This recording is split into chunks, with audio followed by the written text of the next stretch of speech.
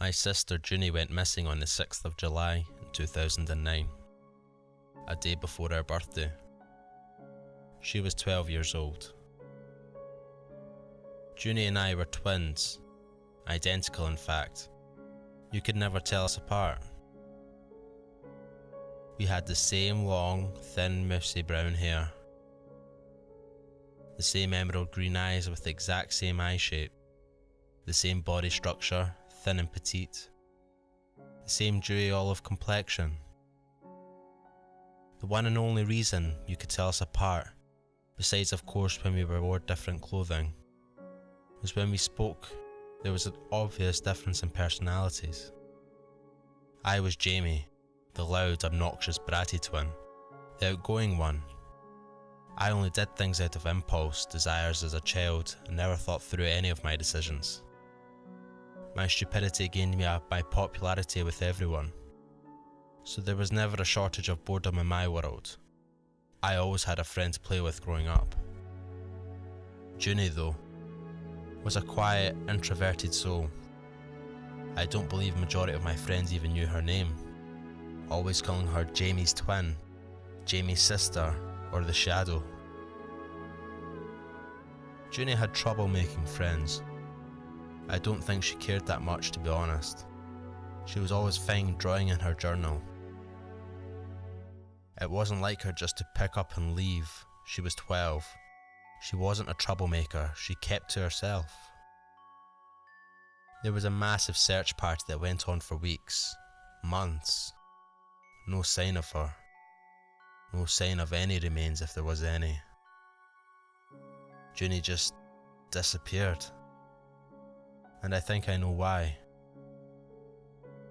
My parents want me to come home for my 21st birthday, wanting to throw a massive party for me. When Junie was gone, I began to hate that house. I moved out and started flatting at 16. My parents understood. The house had a negative vibe to it. It was cold without Junie. I didn't want to go back. I'd rather not be under the roof of that house ever. But for years I've been putting off going to visit my parents, and honestly, they haven't done anything wrong. So I decided that one weekend wouldn't hurt. Both my parents were waiting outside, waving fondly at me. I sighed. One weekend. "I'm so glad you're here," my mum cried with delight as I embraced her with a hug. My dad patted me on the back. "Welcome back, Jamie." The house was the way it was when I left.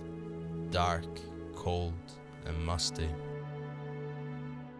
I clambered the staircase to get to my old room, the last one at the end of the hallway. It was the exact same as I had left it. Mum obviously dusted the room as it was clean. I sat my things down and went to walk out of my room, stopping suddenly. The room opposite mine was Junie's. The door was closed shut, and curiosity got the better of me as I went to open it. It was a struggle, let me tell you. The door was so stiff, it obviously hadn't opened in years, probably since the day she went missing.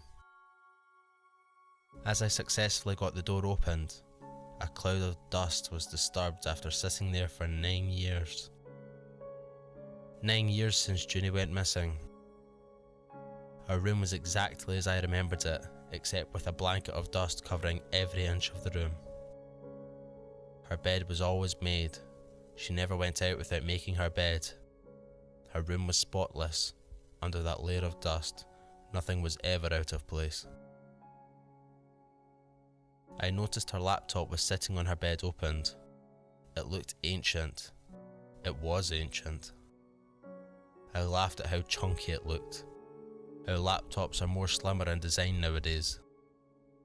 I went over to it and pressed a random button.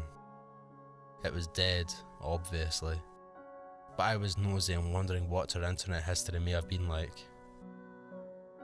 I joked to myself that she could have a secretive life.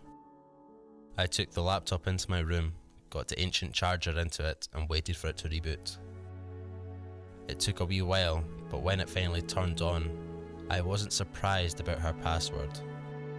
Lovely Fairies 123. I mean, she used that name for everything. It was still on the pages where she last left it when I got in. An essay for school, her iTunes, Google. I wasn't surprised about this and went to log off when I heard it was coming off the internet browser. You know, I clicked to the source of the sound. It was a private messenger page. The user Lovely Fairies 123 was talking to another user late night. I knew Junie was Lovely Fairies 123, and I just casually scrolled through the top of the messages. It was just casual back and forth conversations, mostly about art and certain anime they were both into. This late night user said they were a 15-year-old male in his first year of high school. Was kind of weirded out by the fact he was chatting with a 12-year-old, but it seemed like a clean, wholesome chat. But the more I read, the more uncomfortable I was feeling. This guy would always pester my sister into meeting in real life, but she always said no, she was too young to go out by herself. He didn't stop persisting her. Then came the messages when he started threatening suicide if she didn't meet up. Junie stopped replying after that. It turned into a spam of messages from this guy. Apologies about his actions. He won't do it again. Then more threats. Angry threats. Threats that he would hunt her down and murder her threats. He would kidnap her and rape her threats. I was sick to my stomach. Is this the reason she disappeared? My heart sank. There was one last message from Junie. A message that told him to meet up with her. I was suddenly angry. The evidence was all on his damn laptop. But of course, no one was educated enough about the dangers of the internet back then. But I didn't even think to look in her room. I then noticed a little online symbol next to late night. He was active.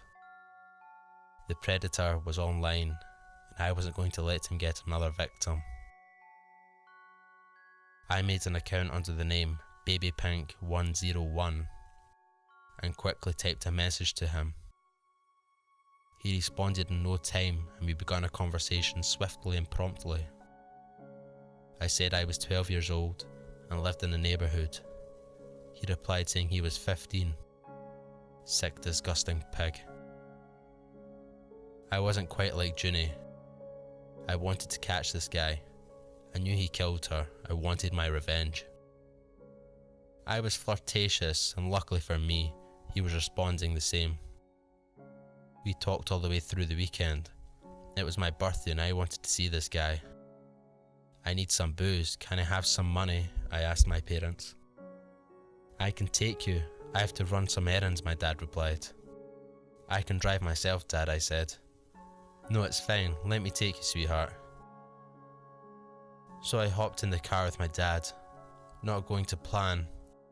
I started to message late night on my phone asking where to meet up. I put my phone face down on my lap. Dad's phone dings. That all too familiar ding that I knew.